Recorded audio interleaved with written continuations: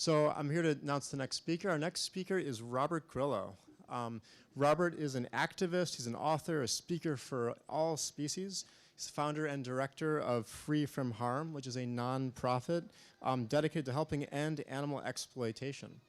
As a communications professional for over 20 years, Grillo once worked on large food industry accounts where he acquired a behind-the-scenes perspective on food branding and marketing. His recent book, Farm to Fable, The Fictions of Our Animal-Consuming Culture, explores the powerful narratives driving our culture of mass animal consumption. And I feel also very privileged to be able to call Robert one of my friends. So, just really excited to hear this talk, and let's give it up for Robert.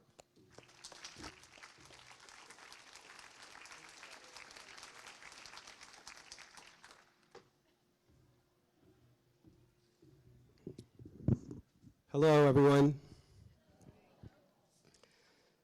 Thank you very much, Aaron, and thank you, Madison Vegan Fest, for hosting this wonderful event and all of the work that goes into it. It always looks really easy to just walk up here and be able to talk, but I know, like, for weeks and months, all the planning that goes on for this kind of event. So let's give a round of applause for the organizers and volunteers of the event.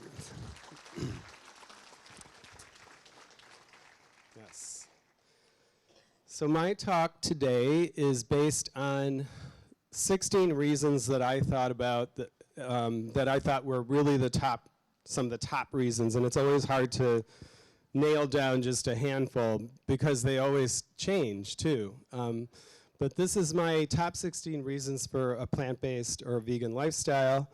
Anyway, before I get into the top 16 reasons, I just want to mention my book, Farm to Fable. Farm to Fable is like a deep dive into the different fictions, what I call fictions. Some people call them myths, some people call them justifications, for why we continue to consume animals in an age when for the vast majority of us living in, the kind of societies that we live in, is simply unnecessary. So what are the cultural forces that keep us consuming animals? And that's what this book kind of explores. And then before we get into the 16 reasons too, I like to kind of touch on the difference between the two words, plant-based and vegan. I think most people know that plant-based is the diet, but it's also used interchangeably with the word vegan, and I think vegan means something deeper than just our dietary choices. I think veganism is the why, for the most part. And I find it helpful to turn to Donald Watson, who in the 40s came up with a definition of veganism which still resonates for a lot of people today. So we'll look at this. He says, the word veganism denotes a philosophy and a way of living which seeks to exclude, as far as possible and practical, all forms of exploitation of and cruelty to animals for food, clothing, or any other purpose, and by extension promotes the development and use of animal-free alternatives for the benefits of humans, animals, and the environment. In dietary terms, it denotes the practice of dispensing with all products derived wholly or partly from animals. So it's always kind of grounding to look at that definition because there's some really key words. He was very careful the way I think he crafted that definition. But a lot of times, once we are vegans, we often get, we get asked a lot of questions, and I'd like to talk a little bit about what it isn't, because we just heard a good definition of what it is, but what about what it isn't? And one thing is not being perfect, and there's a perfection fallacy that veganism is shrouded in. So in other words, the idea is that just not consuming meat, dairy, and eggs somehow makes you a perfect person. Does anyone in this room actually believe that makes you perfect?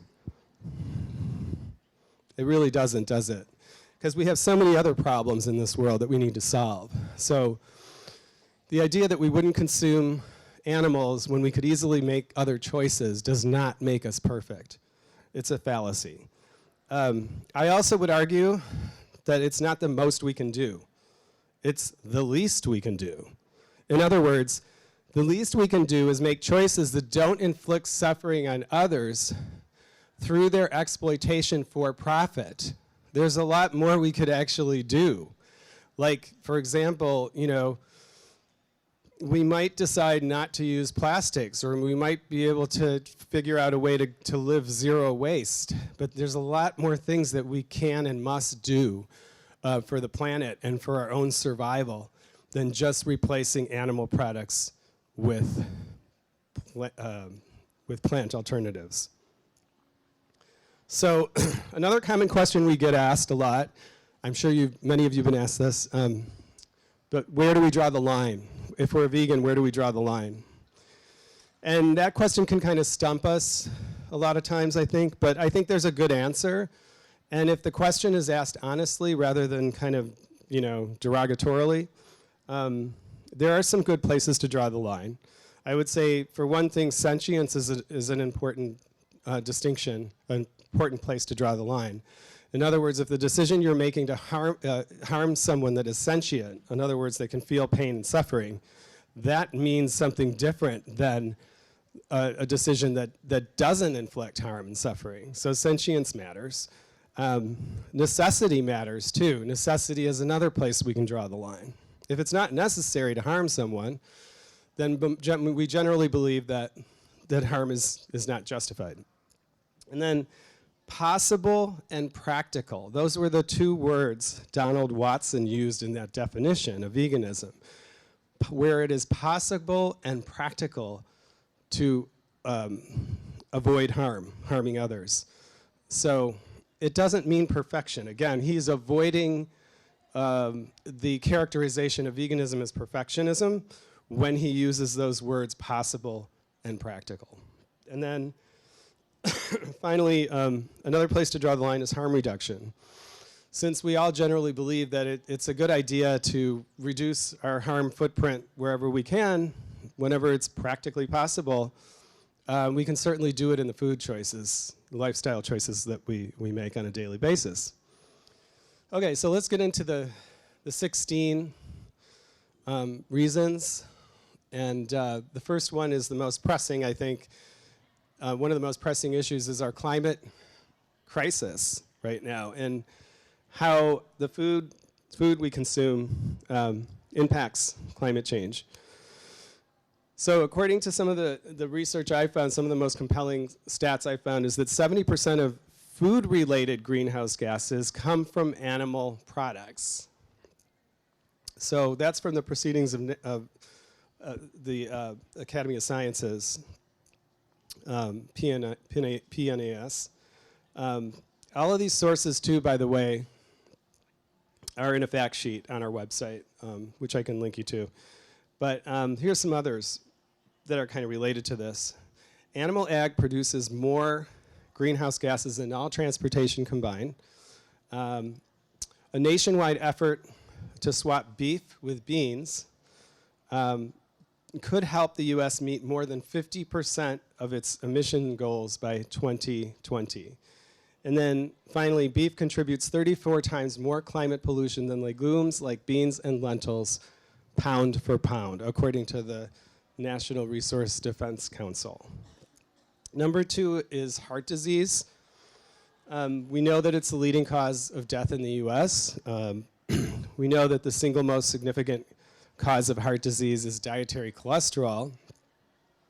And recently we found in some studies that a low-fat vegetarian diet reduces LDL by 16%. A high-nutrient vegan diet actually reduces LDL cholesterol by 33%. And the third reason is world hunger and instability. There's been a lot of interesting research on the connections between world hunger, instability, political unrest, and the haves and have-nots of the food industry. Here's some stats for you. We feed about half of the world's grains to farmed animals. Think about that, considering we have millions of hungry people across the planet. It takes 13 pounds of grain to yield just 1 pound of beef. 1 billion people are malnourished, and 6 million children starve to death every year. And finally, soy and lentils produce pound for pound as much protein as beef, and sometimes more. So when you look at these stats, you can almost imagine just how that plays out in terms of how it impacts and exacerbates world hunger. Number 4 is about deforestation. So raising animals is the #1 cause of deforestation. Some people like to say that it's really tofu, but as Justin Timberlake did a skit on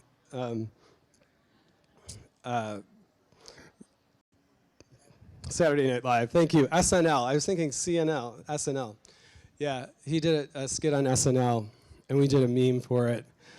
Of course, he wasn't talking about deforestation, but anyway, only about 10% of the global soy production is actually consumed by humans. About 70% goes to farmed animals, and then the balance goes for other types of manufacturing, because soy is used in a lot of different manufacturing processes.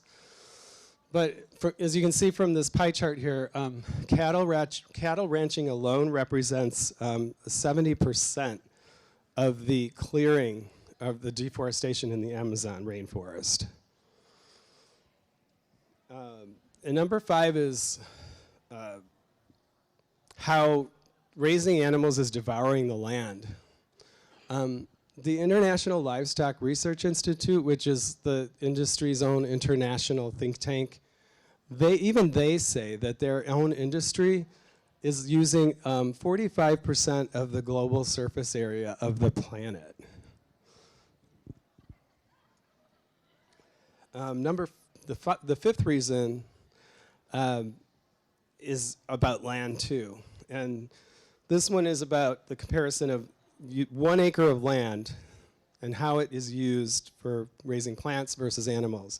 In the case of plants, 1 acre of land could yield 12 to 20 times more plant foods than animal foods. And to get into this a little bit more, 4 billion more people could be fed simply by shifting away from growing crops for animal feed and fuel to crops for direct human consumption.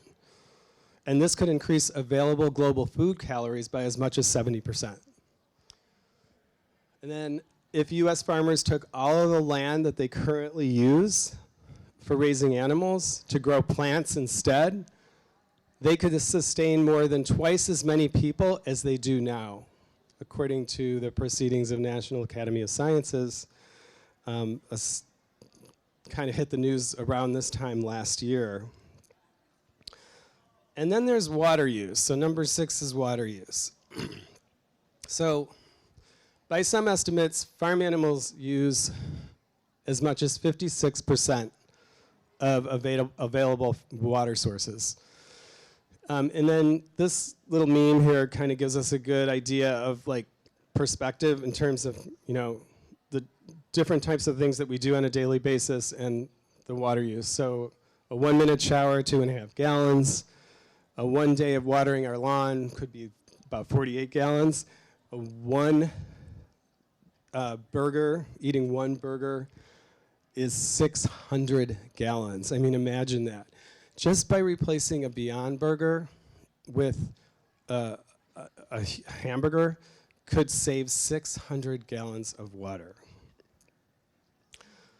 Number 7 is about foodborne illness. So we often hear the media confusing the public about what is really the source of foodborne illness and the pathogens in them. And almost always it's the pathogens that are found in animal feces. And it usually comes in the form of runoff from animal farms onto cropland. As in the case of like the huge romaine lettuce thing, and the spinach and all that came years before. But the media consistently confuses us into thinking that it's really the plants that are really the danger, when actually they're just the carrier agent. Like they're just carrying these pathogens, but they were contaminated by animal feces. And organic farms love to use manure because then it gives them a reason to raise animals. So if they can say we need that manure to fertilize the crops, and this is a natural cycle, it works perfectly. So they love using manure in crops, even though it's not necessary. You can use green manure. And that's where veganic farming comes in, which is farming without animal inputs, any animal inputs at all. No blood meal, no bone meal, no manure, no nothing. And this recent Guardian story was cool. The title was We're Homo Sapiens, the farmers who shun animal manure. It's a look at all these different farms across the world that are adopting a green manure way of fertilizing their fields and crops. And number 8 is about necessity, like we talked about earlier. We don't need animal products in any way, shape, or form. In fact, even the top performing athletes in the world don't need animal protein. As evidenced by Patrick Bobomian, the world record strongman, but so many other world-class athletes that are now vegan and promoting themselves as vegan as well. We know for a fact that the American Dietetic Association, which is the world's largest and oldest, and one of the most respected, even is not vegetarian friendly in the least bit, has clearly stated that well-balanced vegan diets are healthful, nutritionally adequate, and may provide health benefits in the prevention and treatment of certain diseases. It also goes on to say that it is appropriate for individuals during all stages of their life, including pregnancy, lactation, infancy, childhood, and adolescence. And by the way, last weekend in Chicago, we did an event that featured a vegan pediatrician and 10 vegan mothers who have raised their children vegan to tell their stories about why and what it's meant for them. So yes, it is. It is real. It is possible. And number 9 is about wildlife and the war, the brutal war we are waging on wildlife so that animal agriculture can have a cheap and easy way of ridding itself of the problem of wild animals. And it is an absolutely brutal, brutal thing to read about and to see if you haven't seen it. It's also very hidden. These are the hidden casualties of animal agriculture that we so often don't hear about.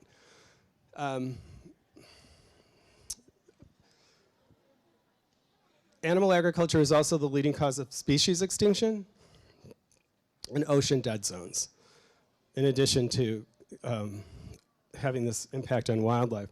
But look at this pie chart, and even if this was off by 3 or 5 percentage points, it's still incredibly shocking to think that on the surface of the earth, this is what's left of wildlife. And look at livestock. Livestock is like almost twice as big of the population of living things as we are. And that's our doing. It's kind of a lot to absorb. Number 10. 10th reason for me is that even former animal farmers are now adopting a vegan lifestyle or are adopting an animal-friendly business, like they're going into vegan cheese. We have a whole series of former animal farmers that are now running an animal-friendly business on our website, whole series of people. This is one of my favorites, Bob Comas, who's an activist now and a writer. And I love what he wrote in the Huffington Post. Still kind of resonates with me today. But he says, livestock farmers, no matter what kind, from the largest, most cynical and inhumane factory farmers to the smallest, seemingly ethical, pasture-based farmers, traffic in death. It is death that is our aim, our purpose. Death is the end, life is the means. money the reward.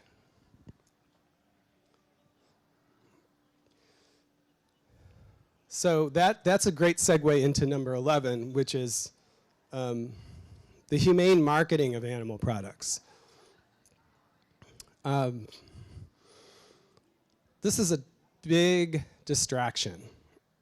So why do I call it a distraction? Well, because if the industry gets us just to focus on humane treatment, then it doesn't get us to think about the more foundational, the more fundamental idea is whether animals actually consent to being part of this system of ours.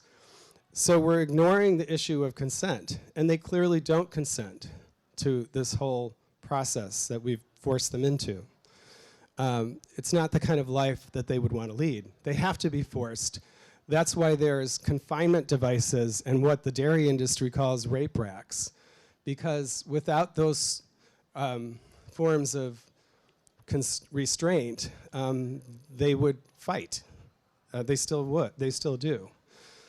So all of these feel-good labels that you see out in the store, they're all about distracting our attention away from consent and just focusing on how we can treat animals with just a modicum of respect. I think I would argue they deserve a lot better than that. And number 12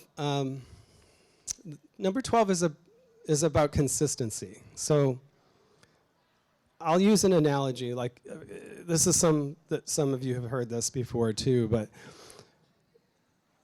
if we were to walk down the street and we see a dog being beaten on a sidewalk or someone being abusing a dog, I did that in my neighborhood a couple times. I saw someone, and I did feel compelled to stop and talk to that person. And I said, you know, in one case I said, you know, the type of abuse, what you're doing is abuse, and it's also illegal. Do you realize that you could be, I could record this, and I could document a felony or at least a misdemeanor charge against you for what you're doing. The way you're grabbing his leash and throwing that dog around, that's abuse. If we see it done visibly see it in a public way, most of us will feel compelled to do something or say something. But then, when we hide animals, when the industry that profits on their exploitation and killing hides them into remote locations, windowless sheds that no one can get into, not even journalists, unless they have a special invitation, and they get a very carefully framed tour from the owners about what goes on inside. When this is taken out of our view, and we know what's going on inside, we're simply ignoring the fate of those animals because they're out of sight, out of mind. Number 13. Number 13 is that cheap meat is an illusion.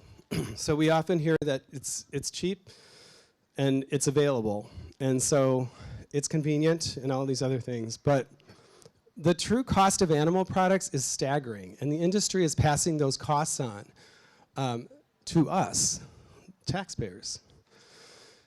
And even if our tax dollars could cover the real costs of animal agriculture and their practices, we are still passing on an immense burden to future generations who will be forced to pay the price for our current lifestyle. There was a Guardian article that said there needs to be a human right for future generations. Number 14. The cost, again, number 14 is related to 13 because it's the cost to us as taxpayers, the hidden costs that we pay for that make this so obscene. So here's an example. 38 billion in tax dollars were used to bail out the dairy industry. Look at this article in the Wall Street Journal. America's dairy farmers dump 43 million gallons of excess milk.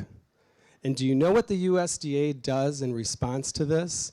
They buy up millions of pounds of their cheese to offset their losses.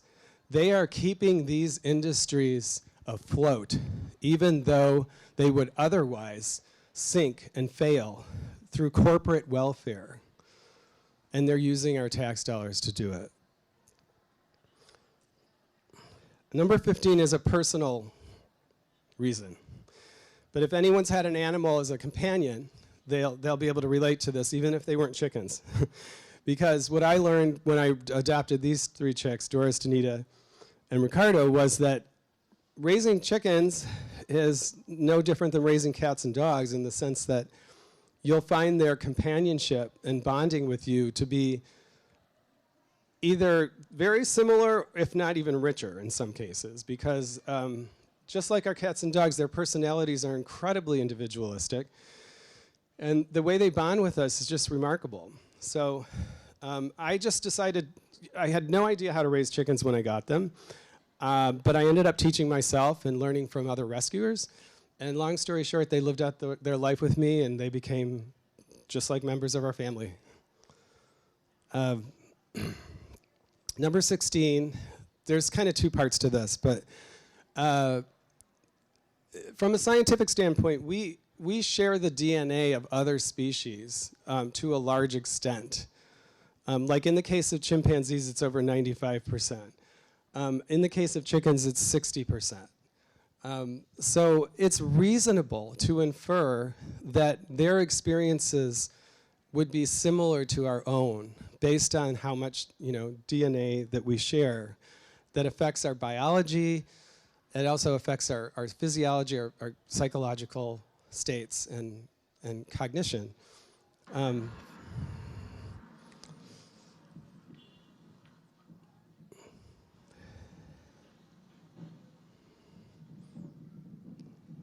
So this is a 5-week-old bird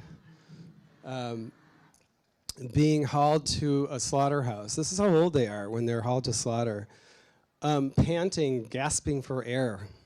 The conditions that animals are transported in are the most abysmal and depressing thing I think I've ever seen. And I've seen it on many occasions, unfortunately, because we document slaughterhouses a lot. But the other part of this is, yes, we share their DNA, but we also have this kind of human tendency of denial to pretend that other species don't feel like we do, or even remotely so.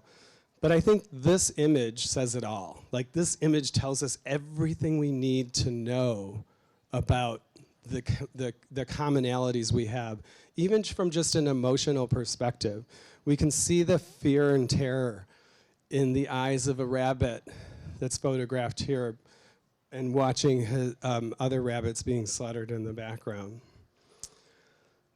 So at this point, I like to leave with just a few thoughts about like how we digest this information and how we can move forward with action, because I think that's what's really needed. I mean,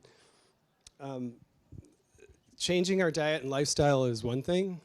Our own individual choices are important and could be a place to start, but it doesn't mean we can't continue being active until we feel that our diet and lifestyle choices are perfected. I've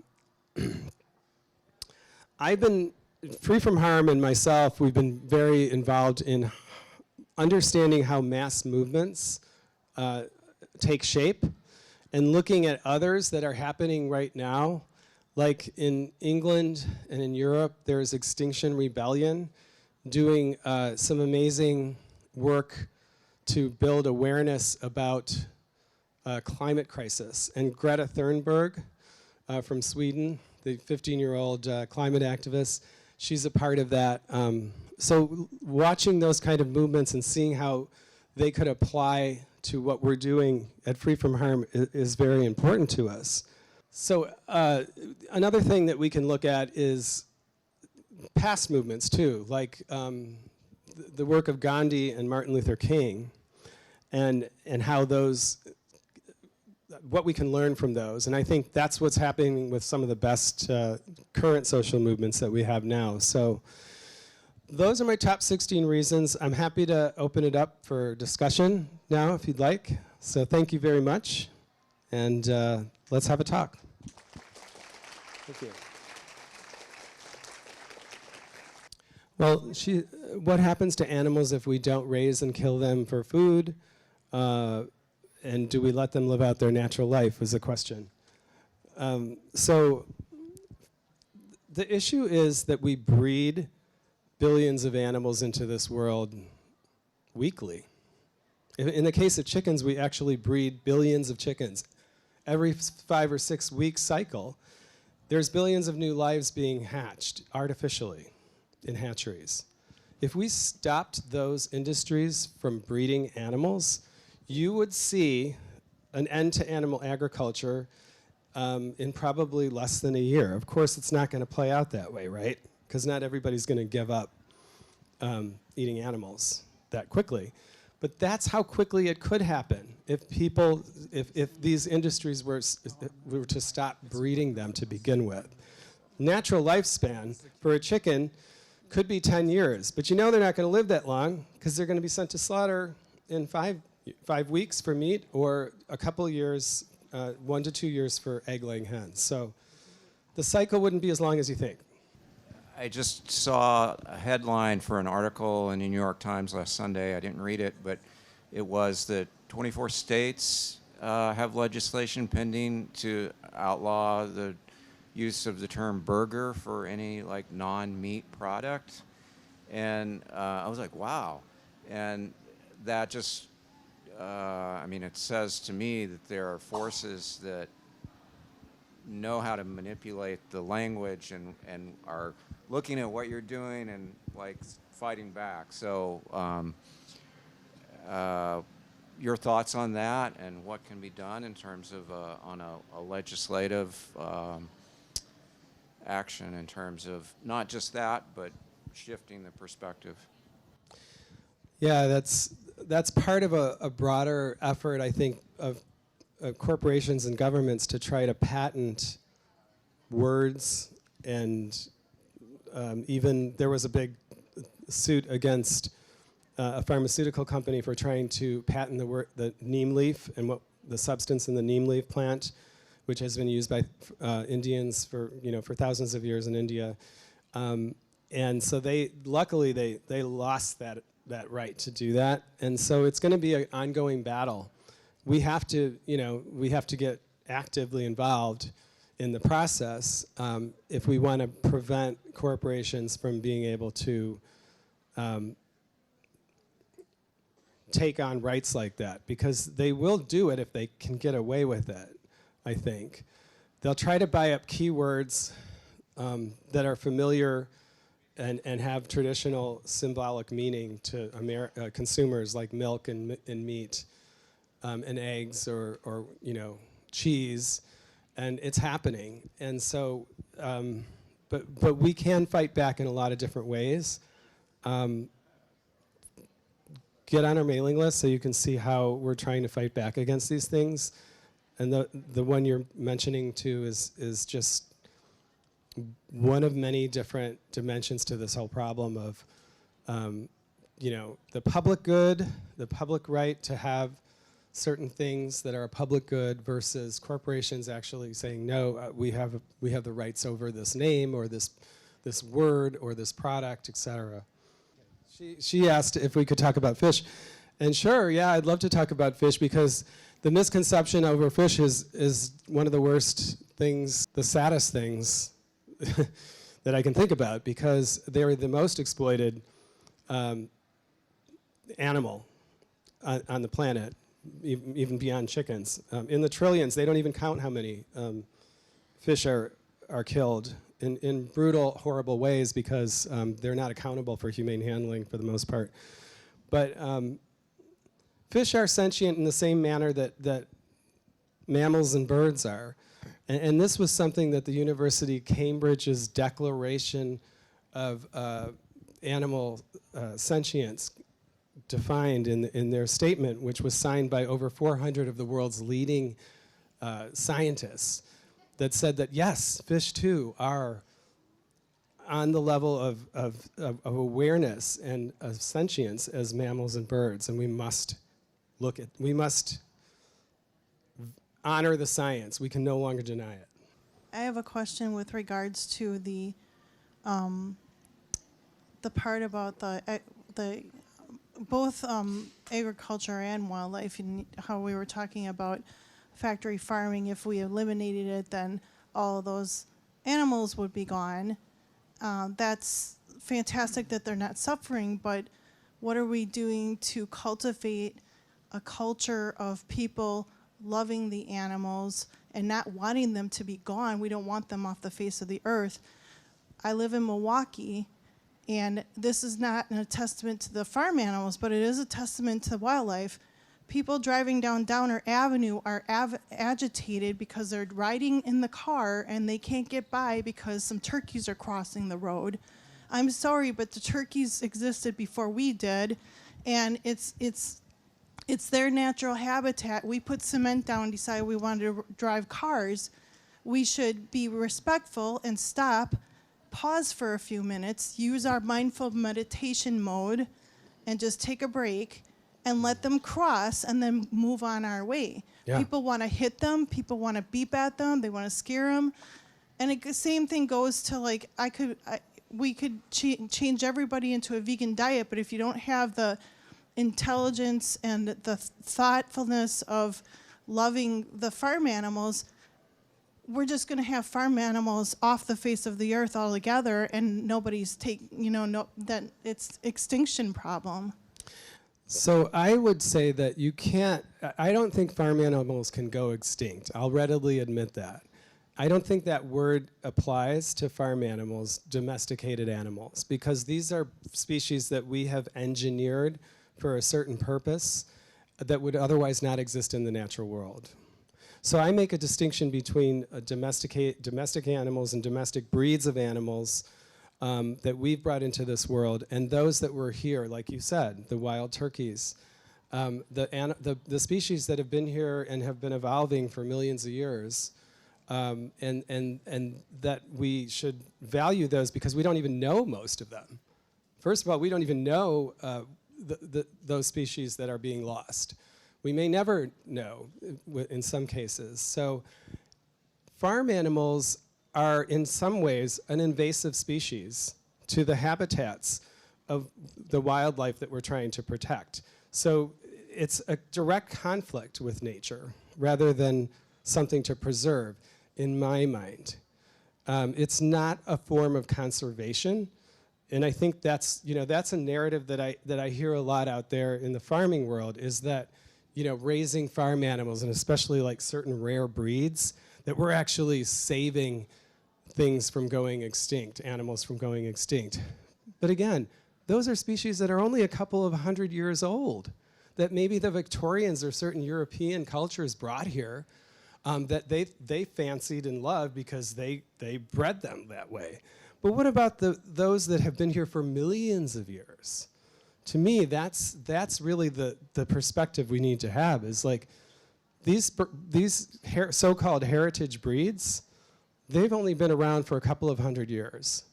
And why are we trying to frame this as something of a form of conservation when it's really just about another kind of farming which displaces wildlife? That's the way I see it. Well, I hear what she's saying, that all life is valuable and they should be respected. And there are sanctuaries, and I think that movement will grow, where farm animals actually have a place to live out their lives and express themselves like the individuals they are, rather than being exploited and killed for food. I mean, what's the benefit of bringing an animal into this world if you're going to betray them and kill them violently in their youth? If they could be on a sanctuary, and if we could enjoy and learn about them in a sanctuary setting where they could at least have that kind of semblance of freedom, that would seem to be a great thing, right? For number 13, you said some reason there's like, how is meat cheaper then like what is it relative to? What do you Oh. like? I'm wondering like somebody coming at like I've had a conversation with somebody and they I didn't take time to understand what they were talking about. Like how is meat cheaper? Like than what? Yeah, that's a great question because I didn't really get into that, but meat is cheaper because it's subsidized, because almost 60% of the subsidies and other payouts of aid from the government go to big corporate animal agriculture farms. And that's what drives their prices down and allows them to bring to market products that are so cheap relative to the cost of organic broccoli or something that you would expect to be cheaper because it doesn't require feeding and watering and raising and hauling to slaughter and all of these other things that raising animals does. Those things should be subsidized, we would think, or even if they weren't, they would be so much cheaper relative. If we didn't subsidize meat, imagine in dairy we'd have costs that would be pretty astronomical. But the Vegan Justice League is a group that is a lobby group in Washington that is working for this cause, if you're interested in it, in shifting the subsidy system in our country away from animal agriculture. So VGL, Vegan Justice League, if you're interested in learning about that. How do you feel about vegan food or vegetarian food for domestic animals, like, for instance, dogs? Cats are carnivores, but dogs. I'm kind of caught up on that subject, and I'd like to know what your considerations are. I don't know if I have a strong knowledge of that, for one thing. I don't claim to know the answers, but we do have a really good article on our website.